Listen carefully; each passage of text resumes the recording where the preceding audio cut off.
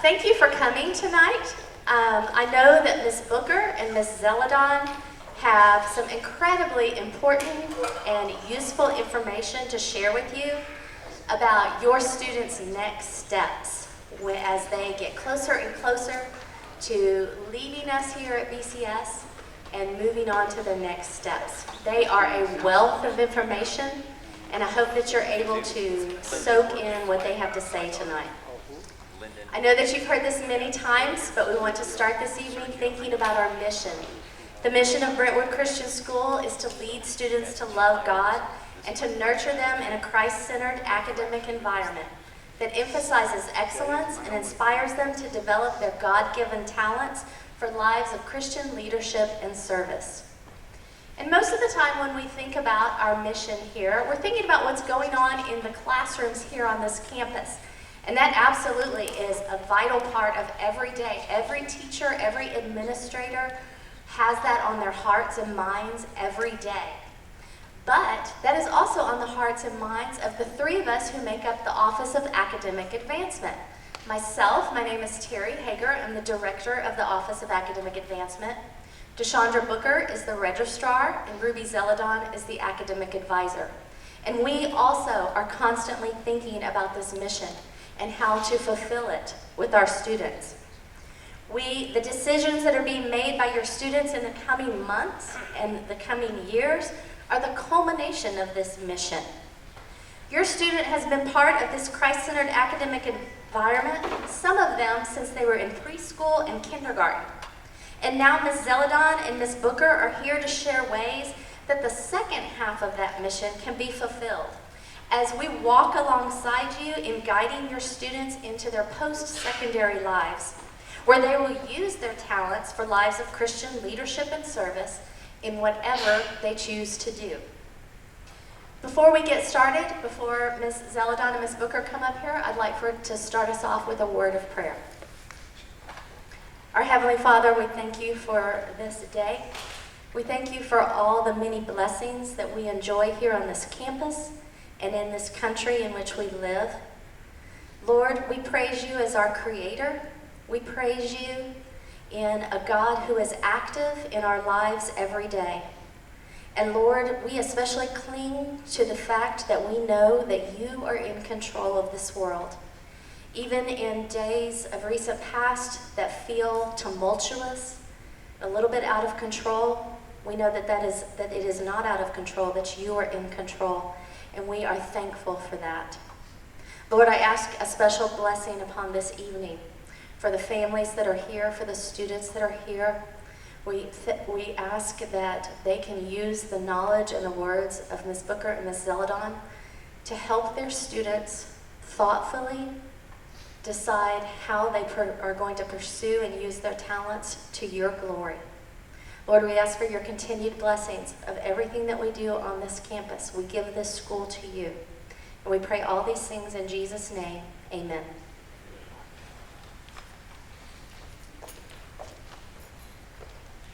Good evening, everyone. First of all, thank you so much for being here. We really appreciate you taking the time to come and learn more about what we're doing here at BCS, and also to visit with all the colleges that we have here today. For the ones who don't know me, I'm Ruby Zeladon. I am the new academic advisor. However, I'm not new to the community. My son Mateo has been here since 2023, so I have been part of this wonderful community for a while now. And today we're going to talk a bit about some of the highlights here at BC, especially from the class of 2025, and then we're going to move on to the college fair that is happening in the FLC. That's going to be from 6:45 to 7:45. So yeah.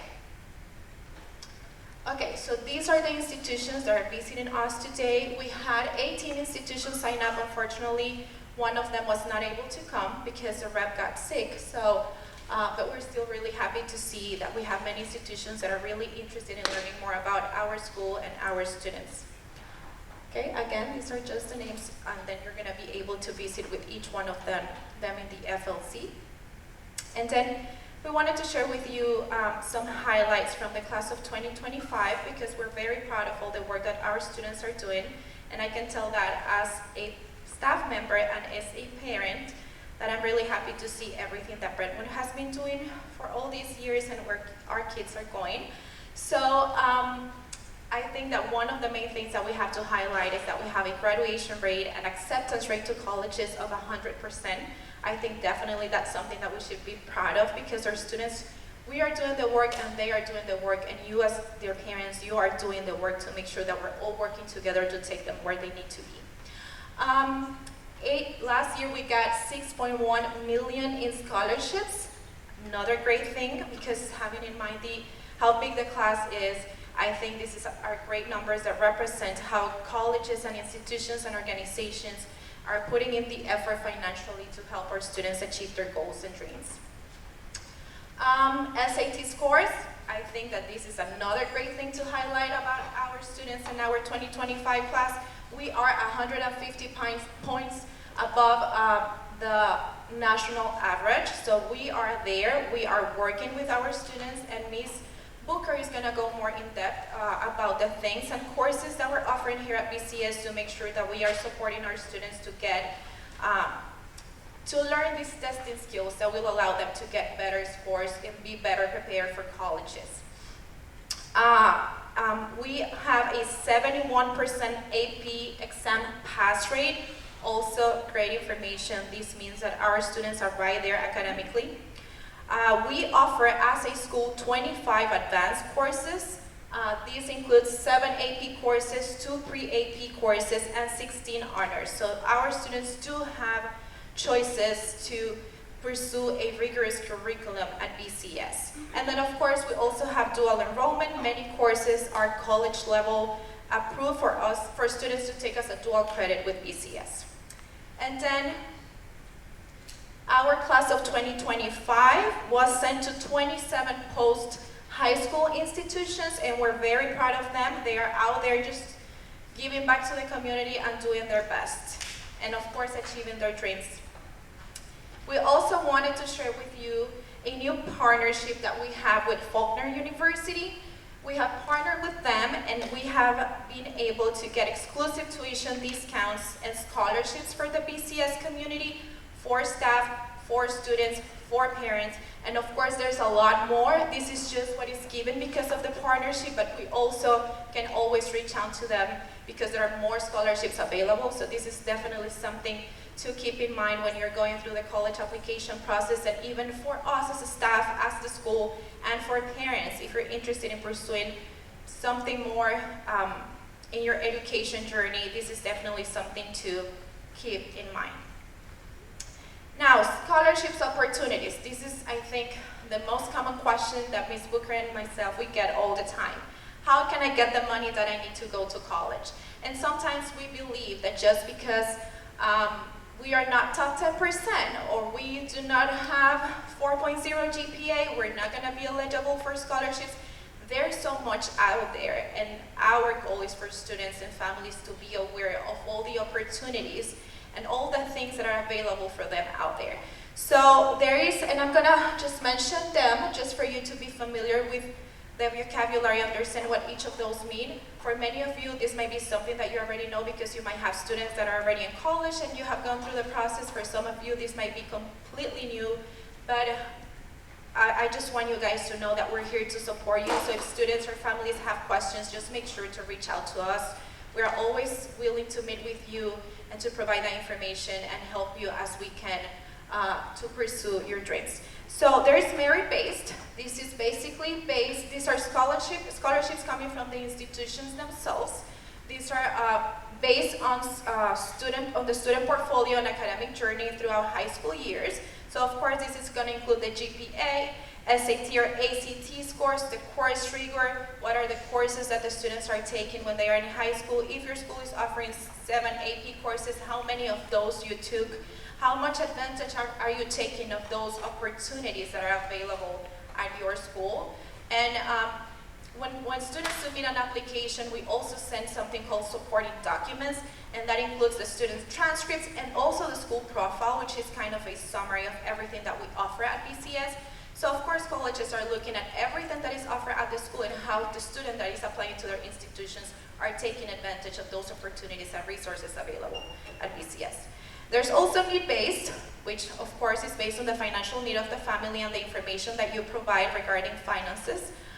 There's FAFSA, which is coming from the Department of Education. There is, they open every October 1st every year. Well, the past couple of years has been kind of crazy, but hopefully this year is going to get back on track. So they open on October 1st. They remain open throughout the school year, but we always advise students when it comes to money, the earlier the better, because you really want to make sure that you have access to all the information, and that when colleges receive your application, they also receive your financial information to make decisions on scholarships and all of that. Of course, there are institutional scholarships. For most schools, as long as you submit an application, you are eligible for merit-based scholarships. However, there are institutions like, I just gonna throw out a name, like Boston University. They do have a specific application for a specific scholarship through their website. So it's just being aware that for some schools, you do have to submit something separate than the application. There are external scholarships coming from a lot of organizations around the country, from Taco Bell to Walmart to things that you can never imagine. And they might be very, very good at giving money to students. This is not directly connected to their college applications. They don't have to attend to a specific university. This is money that is given to them through the application that they submit with that specific organization or institution. Some applications might be very simple as just filling out general information. Other applications might ask students to write an essay or just submit letters of recommendation. So it's going to vary from scholarship to scholarship. So we just want to make sure that students are doing the research that they need to do to be well prepared to submit those applications and get as much money as they can. And then I know that you guys received my first bi-weekly email. So this is going to be going out to you and families every other Friday, and through that email we're going to share highlights about what's going on at BCS, what's going on with college applications, what's going on with Common App and FAFSA and all of that. But also in every email you're also going to find a BCS scholarships and opportunities spreadsheet. There's going to be a link there for you to look into that information. And we have put together this big spreadsheet with a bunch of opportunities for students to look into and start, researching about scholarships and making sure that they are prepared ahead of time and having a timeline of deadlines for applications and all of that. Now, college exploration opportunities. BCS has done for most years 2 college tours with students, at least 2, sometimes 3. This year we're working on having 2, one in the fall, one in the spring. We are connecting with universities to make this happen, and you're going to get more details as we get closer to this.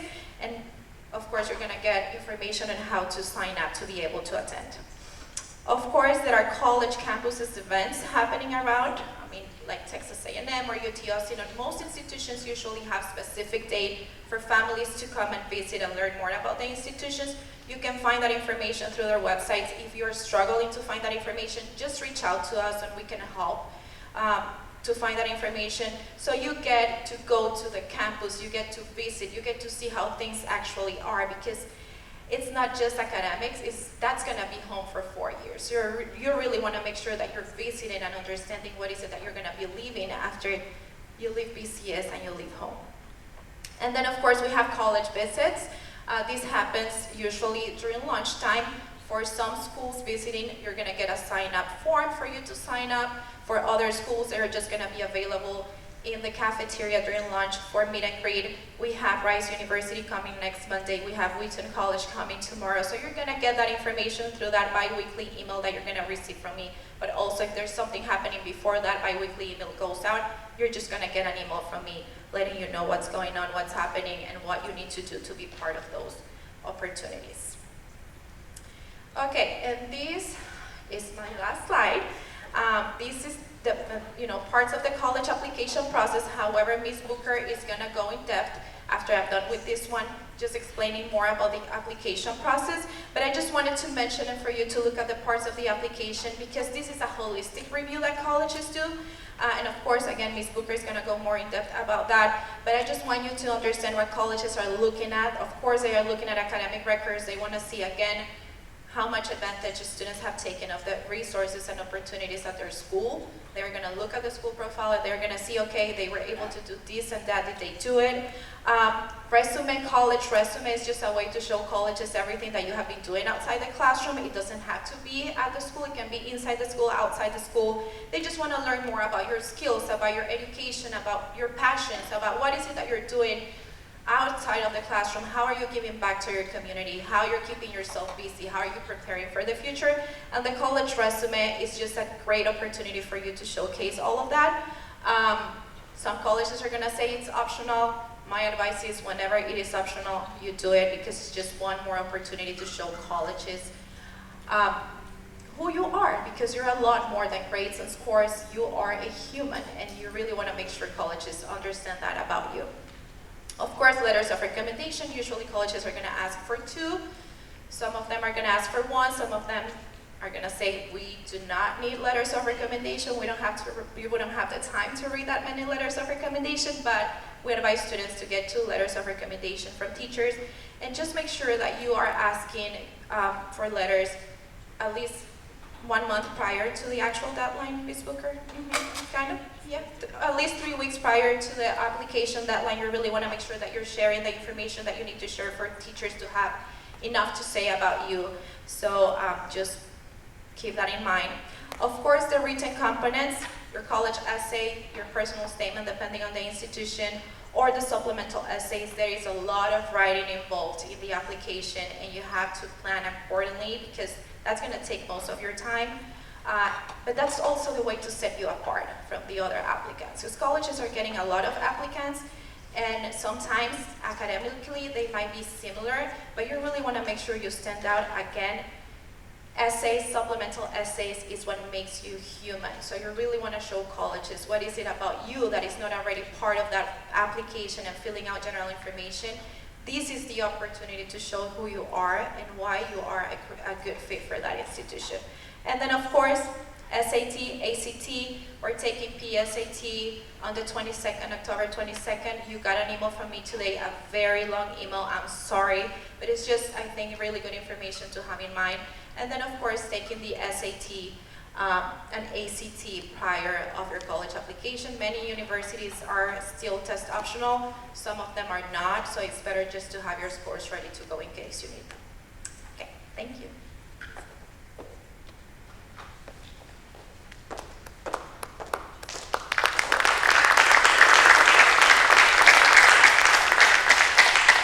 Good evening. A couple of things. I'm going to set my phone right up here because I know that I can get very into what I'm talking about and I can lose track of time. And you guys are not here to talk with me this evening. And second, I would like for you guys to give Mrs. Deladon another round of applause.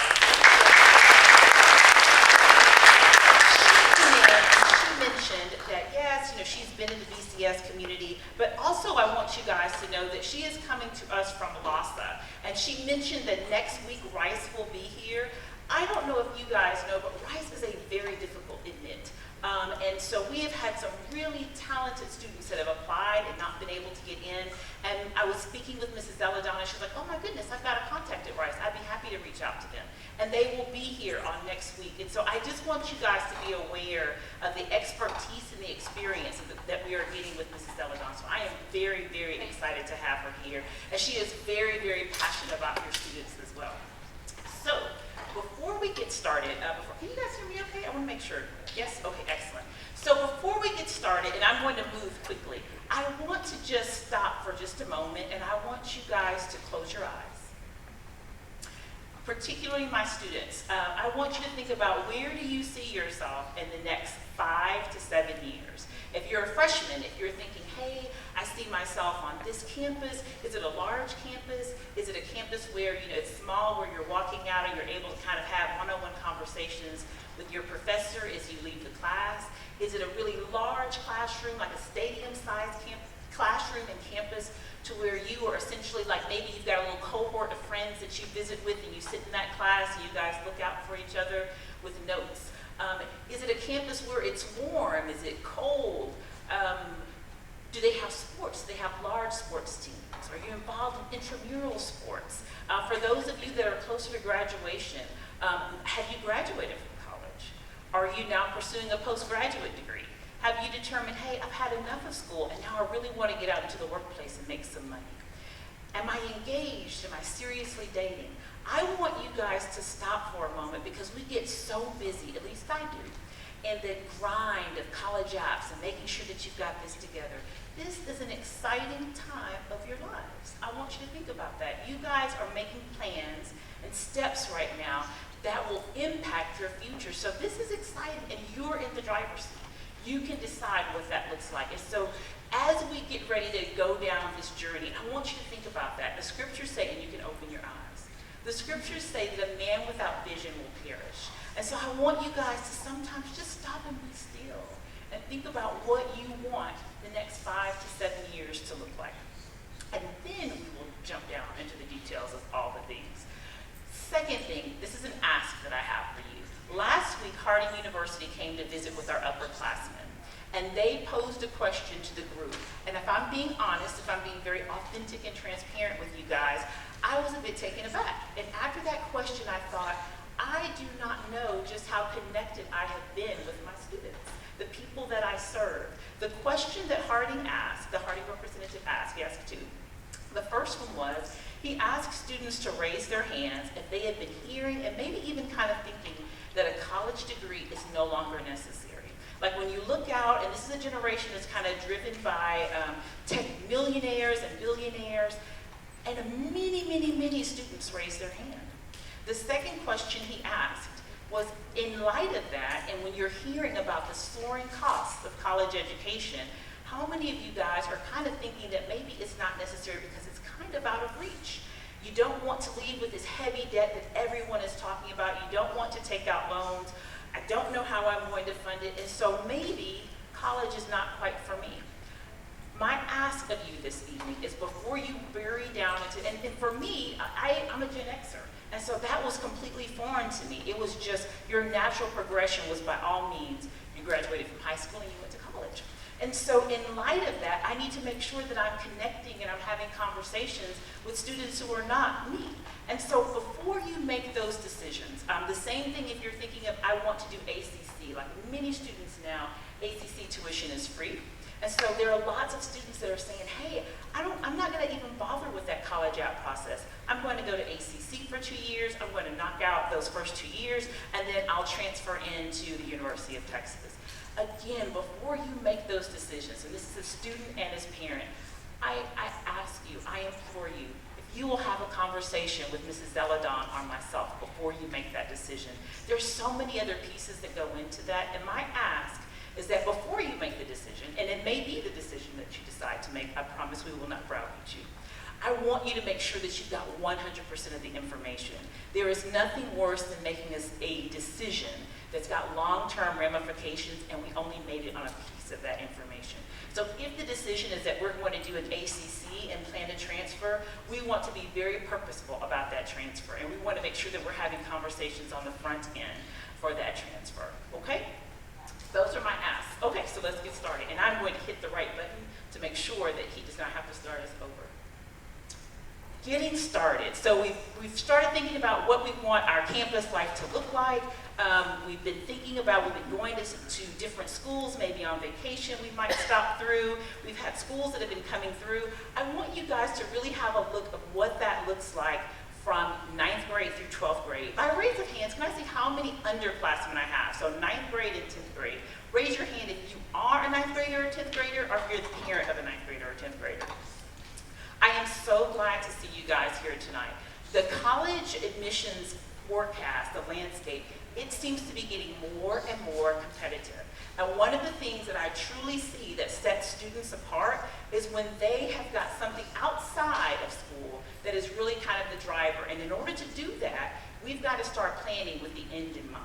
So it's difficult to say, you know, in the middle of senior year, oh my gosh, I really do need some leadership. But if we're thinking of that on the front end, whether that's leadership here on campus or outside in our communities or something that we start ourselves, if we've got that kind of with the end in mind as we get started, I think that will put our students in a much stronger position. So as we're talking here, we're going to create a tracker. I'm going to share with you guys via QR code. You do not have to use the tracker that I'm going to share, but inevitably, if there are any senior parents in here or have had a senior, when it comes time to start naming awards, we've got the most humble kids in the world, and they can't think of anything that they've won. They can't think of any recognition, whereas we as parents can think of every single one. But if you are tracking everything that you're involved in, whether it's community service, whether it is an award, a recognition, a program, whatever the case might be, if we start off tracking that at the very beginning, it makes it so much easier when we're working to put our college applications together. I want you guys to think about extracurricular. For some of you all, we had a Wednesday session, and Mr. Bertram came in, and I believe Coach Maxwell, and they really talked and tried to emphasize extracurricular activities. And Ms. Zeladon said the same thing. Colleges, let's be honest, colleges are looking at more than just your GPA and just your SAT scores. They want to see students that are going to come into their community and they are going to get involved and engaged. They want to see students who are going to be leaders in that community, that they're going to make a change. And the way that you can demonstrate that is by showing that you have done that already, that you're involved in your BCS community. Because if you're involved here, the likelihood that you will be involved and engaged when you go to their college campus is pretty strong. And summer programs, and we're going to talk a little bit more about that again because we're trying to build portfolios and resumes that are competitive. And so in addition to the things that we do in the classroom, our objective is going to be to enhance the things that we do outside of the classroom as well. When we move into the sophomore year, this is truly a building year. And I encourage anyone that has sophomores, like this is truly, in my opinion, this is really go time. If I were you, I would really work on having them take a full-length ACT or SAT sometime during this 10th grade year. Because this lets you know if you've got some gaps that you need to close, you've got all summer to be able to do it. You've got the school year and you've got summer to really grind down on it. So by the time you come into junior year, and now they're coming in for maybe national merit qualifications, that PSAT that they will take in the fall, that Ms. Zeladon mentioned before, we have already started working on closing those gaps. And it really puts you in the driver's seat. So I encourage families, strongly consider taking a full, not the PSAT, but a full SAT, ACT sometime during that 10th grade year. And again, to start doing college visits. We're going to I talked a little bit about test prep. We're going to talk a little bit more about that in just a few minutes. When we get to junior year, like it is go time. Like everything and anything, it needs to be taken care of. We're trying to close those gaps. The other piece is, and I'm going to bounce back for that sophomore year. We want to be looking at our grades and mindful of our grades all the way through. I sometimes have had conversations, not necessarily at BCS, but I've had conversations with folks who said, gosh, I'm in my junior year and I really need to get my GPA up. That's a tough sell, your junior year, right? But if you, again, start with the end in mind, freshman year, that's what our goal is. That's our objective. And then senior year, it is a finish strong. So we're going to talk about our college apps. We will go into detail and talk about our letters of recommendation. And then again, I always want you guys to try to maximize summers. So we've got summer programs that are available. You've got work that you can be doing on your SAT, ACT scores. And then there's also writing that you can work on. That is one of the biggest gaps right now that we're probably seeing in our nation. Just from an age standpoint, this is a texting generation. And so writing in full sentences and details, that is kind of antithetical to what they do. And what we do, if I'm being honest, with the texting that we do, sometimes I get teased because my texts are so long. But nevertheless, that is where we're going to go. Okay, so these are just kind of some pieces for you guys to keep in mind what we want to be doing each year. Okay, and then College Bound, so SLAM. That is kind of the acronym that I've just thrown together for you guys that are putting together your college lists. These are the pieces that you really need to think about. What size school that you want to go to. It is so easy to watch the SEC and all the fun they're having at those football games and think, yes, I want to go to a school that has 60,000 students. But I want you all to keep in mind, for some, that will be excellent. They will thrive and they will love it. But for others, might be a bit of a culture shock. So think about what size institution you would like to attend. What size do you want that class to be? What kind of relationship do you want to be able to have with your professor? I went to Texas. My husband went to Texas. We were the last 4 digits of our social. That was everything. I had my interactions with my TA, my teaching assistant, whereas my daughter goes to a school that is significantly smaller. And so after class, if she's got a question for her professor, she can walk right up and she can have that conversation with her professor. It just depends. And so as you're making your decision, think about what you want that to look like. And keeping in mind what kind of services, we're going to kind of move over and jump. Location. Where do you want to be? How close to home do you want to be? Are you a student that you feel like, oh my gosh, I feel like I've got to be able to drive home? Or you might be a parent who feels like I've got to be able to hop in my car and get to my student. Keep those pieces in mind. You might have a student who's deciding, I would really like to spread my wings. I want to kind of transition out. I've lived in Texas, I've lived in the South my entire life. I want to be on the East Coast, I want to be on the West Coast. Just to be thinking about those pieces and thinking about some of the costs that might be associated with it as well. So if you've got a student that you can hop in a car and go pick up versus needing to fly them home for Thanksgiving, can you tell I've got a tender spot right here? Fly them home for Thanksgiving for them to be here 4 days and then come back the following week. It's tough, so keep those pieces in mind as you're looking at your locations. Another piece that I don't know we always emphasize, and I'm hoping that you do, I want you to think about your spiritual development. If you have gotten fixed on a school and you've looked kind of in the area and you do not see a congregation that you or your student can worship at, that's a concern. Because this is going to be a time where you're going to be challenged with many different things. And so we want to make sure that you are being plugged in a community that's going to love on you so that you can continue to grow and you can continue to develop. And so as you are looking at schools, I encourage you, Google around that community and find out about those local congregations. We are blessed to live in a world of YouTube and Instagram, and so you can even go online and more than likely even find sermons or lessons to make sure that you are sending your student or that you are planning to attend a sound congregation or you've got a sound congregation that is going to be nearby. And if it's really close, that lets you know they probably have a college ministry. And so you'll have different people that you can build relationships with and you can kind of form your own base. But that's important. And so I hope that as we're looking at all the other pieces that we do not miss that piece.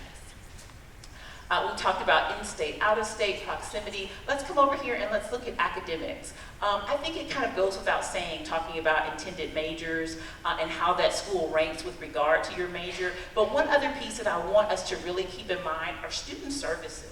I talked a little bit about writing, but know what kind of student services are going to be offered by the schools that you're considering. Do they have a writing center? So as you're getting ready to put together this great English paper, do they have someone who can come in and kind of assist you, maybe go and read through it? Do they offer free tutoring? So if you find that you might, it may not be that you're struggling in a course, but it could just be that you would like to get some reinforcement. You want to know what kind of services are being offered by that institution. And by all means, internship opportunities.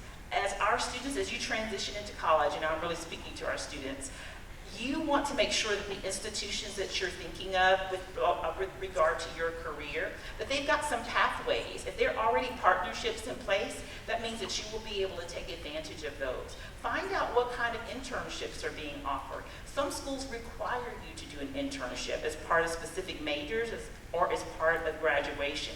And if that is the case, you know that they're going to have a pretty strong pipeline to be able to help you get those internships, because that, once you graduate, is going to be able to help kind of distinguish you from those that just have the paper versus those that have got some experience and you've either built rapport with another company, or you've got some folks that can write some pretty powerful letters of recommendation on your behalf.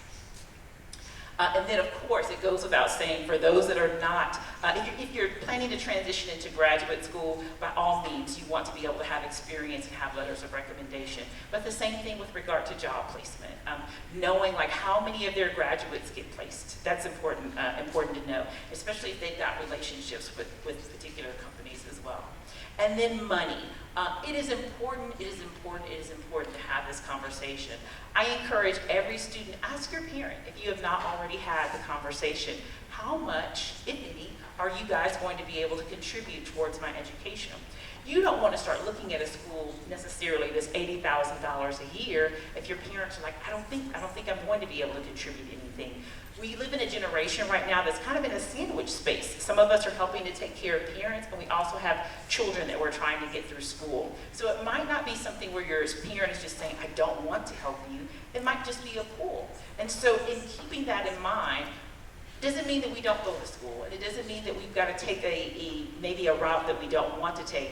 It just means that we're going to be very careful, and we're going to have a curated list of schools so that we know that we're looking at places where our merit is likely to be high. Okay? And then one other thing that I definitely want to mention: public and private. Private schools can have a sticker shock on them that will blow your eyelashes back. You can look and think, oh my word, what in the world? They're wanting a mortgage for 1 year. This is my ask of you.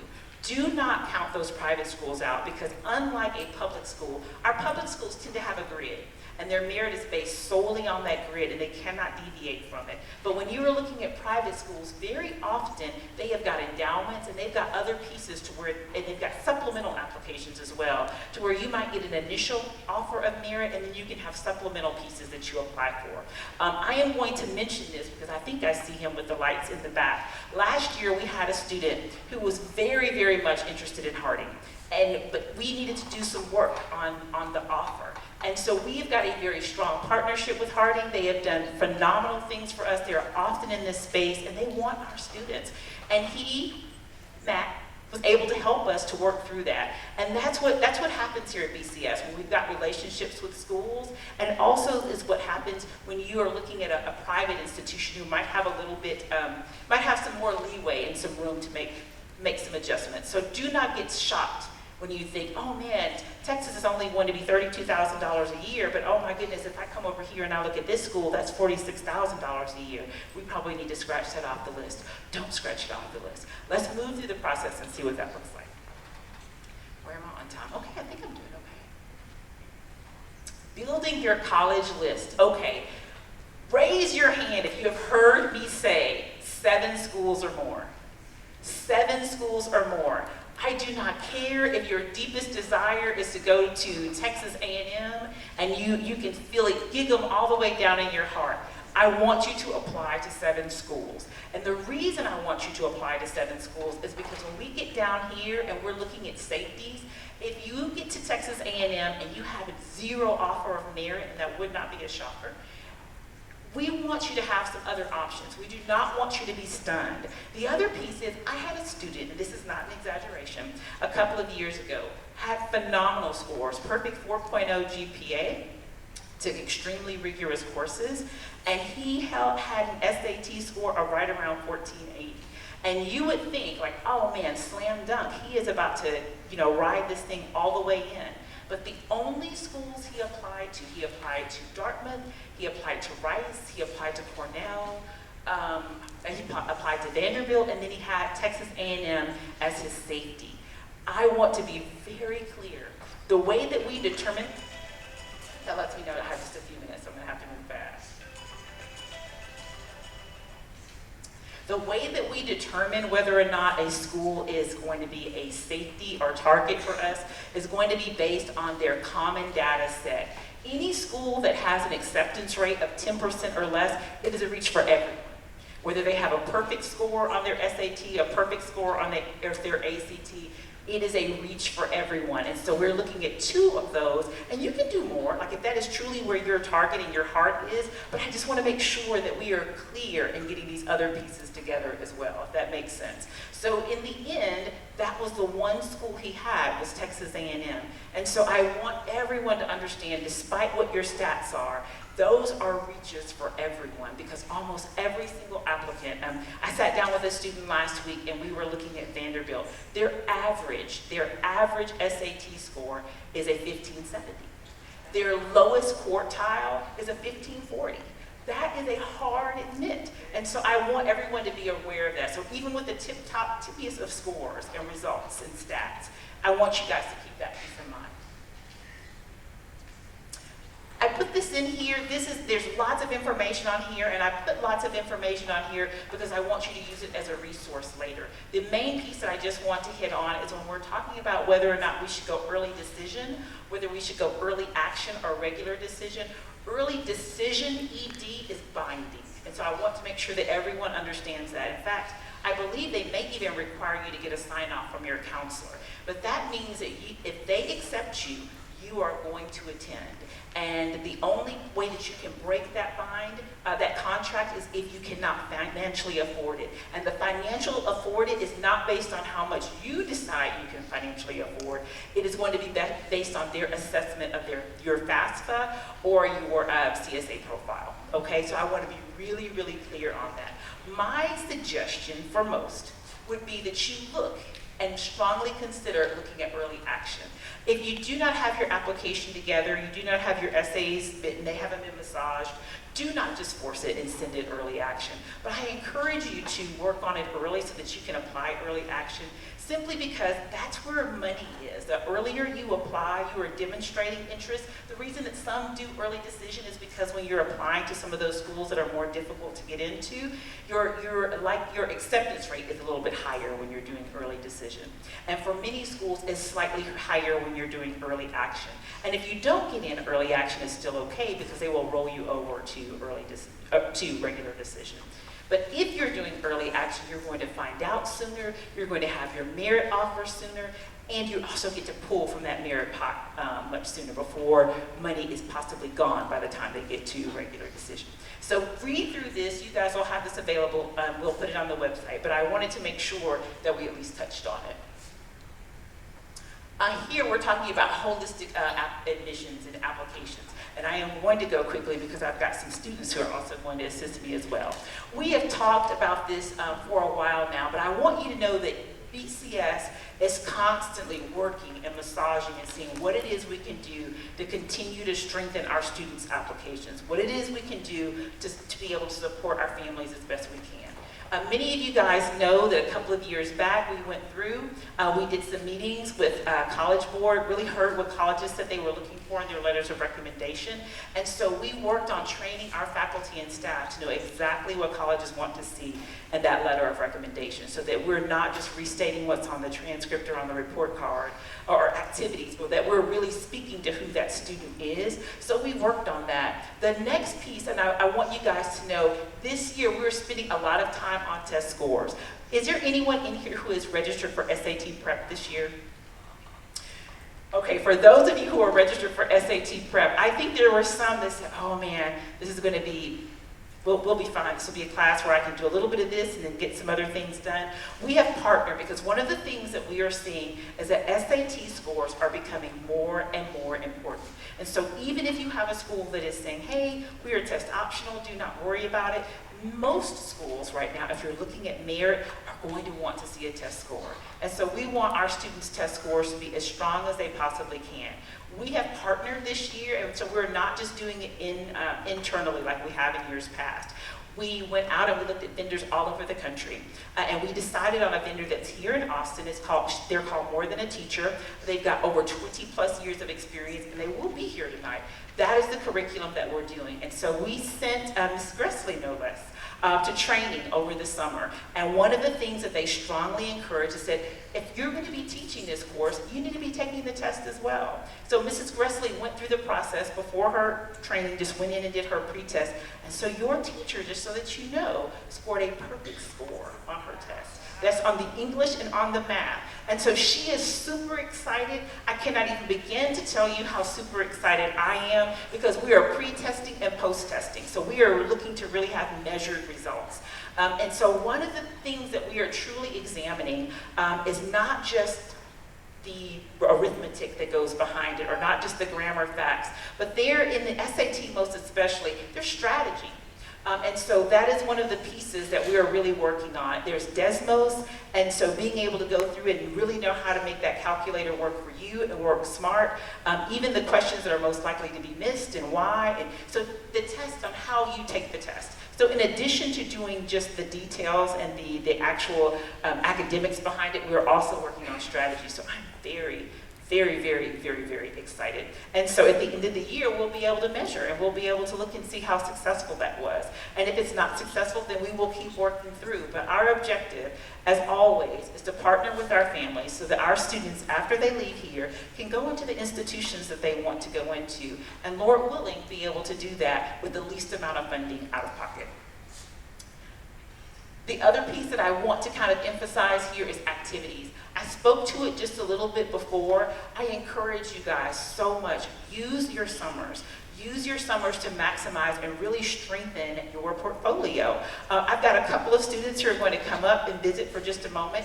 They did that. They did just that. They maximized their summer. We've got schools that come in on that list that Mrs. Eladon mentioned before that goes out each week. That spreadsheet, that is bread and butter, you guys. Anything that comes across my desk, I add it to that spreadsheet. If we have got programs, if someone sends me, even if it's a counselor's notice, but I want you guys to be aware of it, I drop it into that spreadsheet. And so we've got 2 students, if you guys will go ahead and come up, who were, this past summer, decided, I'm going to take you up on that. I'm going to go ahead and participate in those activities. And so just for a brief moment, I would like for you guys to come up and just share for a little bit. So I've got Gabe Washington coming up as well as Samuel Moore. Samuel did a program with ACU, and he'll tell you it was a study abroad. And then Gabe went to Harding. He did an honor symposium at Harding University. And well, I'll leave it to them. So Samuel, you'll go first.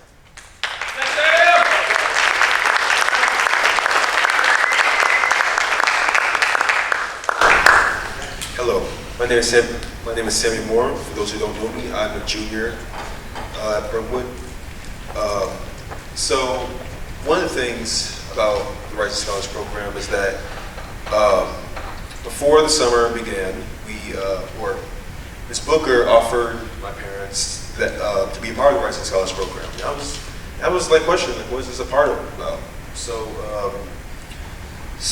it turns out it was going to be a whole trip to London. So during the summer, wait until the summer, just had to do a few applications, and I met my study group. So I found out I did more like research on the Rising Scholars Program.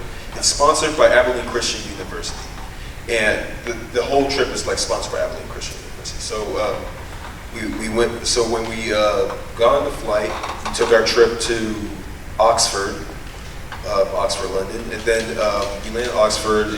We found our place to stay, and then after that we basically spent like half the week exploring the Oxford campus. I later found out that apparently Oxford is kind of like a big organization hosting other colleges as well. So it's like huge and like hosts like thousands of programs, and it's really open to like other countries as well. People from all over the world go all the way directly to Oxford. It's like one of the top Ivy colleges from the U.S. So after Wednesday, we moved to London, in the middle of London, and I think that Oxford was cool, but London was probably, being in the middle of London was probably a big experience, because like I saw like a lot of the scenery, the architecture was beautiful, absolutely beautiful. They did Can I ask a quick question? Would you recommend it? Oh yeah, I absolutely recommend. So applications will be open. It will be on our spreadsheet, on the infamous spreadsheet, but we will push out additional information to you guys. So when these things come, take advantage. Be sure to take advantage. It's something you would recommend? Yes. Okay, and so Samuel will be here tonight, but of course he's here every day. And so he can act, if you've got questions, if you want to ask the questions that you're thinking, hey, we as the Office of Academic Advancement will know nothing about, but he experienced it, I ask that you do get in touch with him and ask him this. Thank you so much.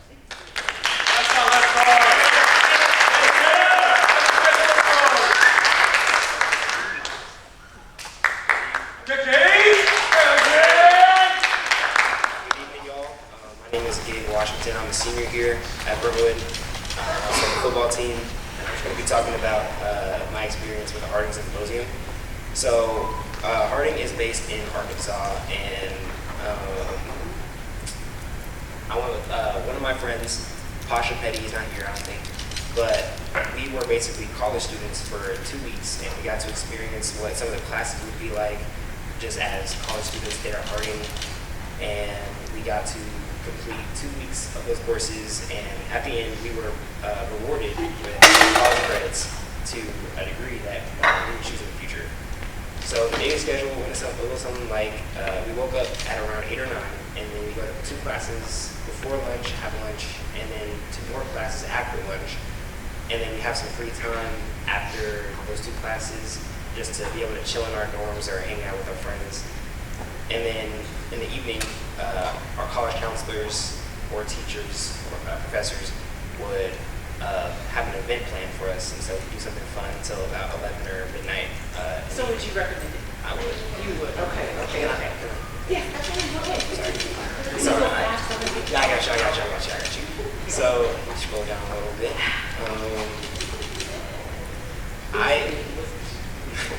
I like the campus a lot. It's kind of, it reminds me of a bigger Brentwood campus. It's not as, like, obviously it's not this small, it's pretty big, but it kind of reminds you of the family that you have here. People know just about everybody else, and you get to make friends that also are like-minded in Christianity as well.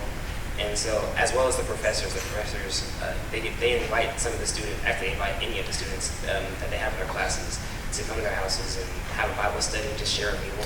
And so it's just a very tight-knit college campus, and I think that's very important. But I would definitely recommend the symposium, and I would recommend going to Harding as well. So if you guys have questions about the Harding Symposium,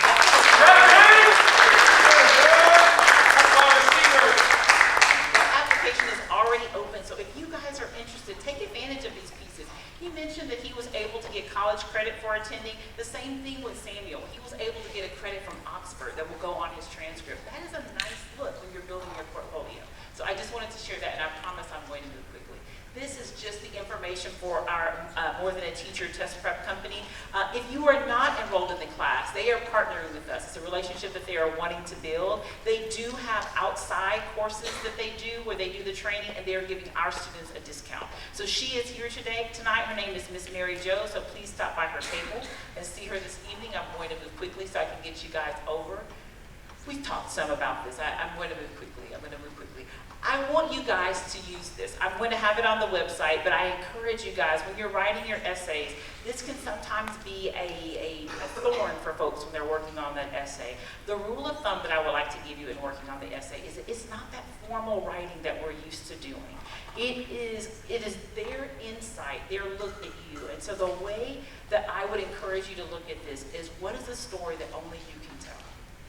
That is what I want you to think. If you're talking about something that has happened and maybe something that was difficult that your family went through, if another member of that family can tell that exact same story, that's not the way that we want to write it. We want to tweak it from your unique perspective, from your unique way of how did you grow from it, what did you learn from it, okay? But that is what I want you to keep in mind. What is a story that only I can tell? In addition, so I always put this on here, the 10 successful Harvard essays, because you will be shocked at how they're written. I think we often get very rigid and formal in how we think it's supposed to look. And so this kind of helps, and sometimes it helps with parents as well, because parents can also think that it should be very formatted. This will be helpful to both of you guys as you're going through and looking and seeing what those successful essays look like. There is a site here that I think is excellent, and that is CollegeNight2025. That's a live link, so you'll be able to get into that as well. And then the common data set. Some of you have heard me talk about that before, but that is a treasure trove of information. Every school is required to publish one. It is a federal requirement. So if you're trying to find out what the test scores look like for last admission cycle for the schools that you're interested in, how many were in the top 10%, how many had this score on their ACT, what is it that they deem to be important, what's very important to them, what's somewhat important, and what they don't consider at all. Make sure that you go in and take a look at the common data set for the schools that you're interested in applying to. It's like secret information, and so sometimes we just overlook it. And then I'm going to leave right here. If you guys would like to have just a sample, either a college application tracker or a sample activity tracker. For those of you who have older students and you're getting ready to start applying, I encourage you to be very organized in your approach so that when you do start getting your acceptances in, you can note your portal logins, you can note your passwords, if there's additional information that you need to supply, and I encourage you to have a separate email address for it all. Don't just send it into your emails that are going to get bogged down with all the other stuff. Have it set aside so that you know when you go into that email that this is specifically college stuff. And parents, if I were you, this is an email that I would share so that both of us can be working in tandem and in partnership. And I'm not done, but I'm going to stop because we are going to have you guys over there at 7 p.m. Mrs. Zeladon and I are available anytime. So tonight, go and meet these colleges. Walk to them, shake their hands, give them your name, find out about them. Like, this is your opportunity to really find out about these schools. They're here in your space. If there are any special programs or special events that they have coming up, find out about them. And if they're high on your radar, make sure that you plan to attend. Put them in your calendar. Mrs. Zeladon mentioned before that some colleges have college days. Any that I hear of, I drop them into that database. So I truly want that database to be a one place for everything because it is difficult to track 50 different emails. But if you've got one spot that you can go to find everything that you need, I think that is much, I think it's much more helpful. Thank you guys so much. You guys are always a great audience. And I hope if you have any questions, feel free to schedule an appointment with us. Real quick, when you head over, we are going to head over to the FLC. If you will be sure to kind of start wrapping up your conversations at about 7:45. 8 o'clock is when we told those colleges that they would be done and they will be able to get packed up and head out. And did you have anything you wanted to add? Okay, excellent. Thank you guys so much. So much.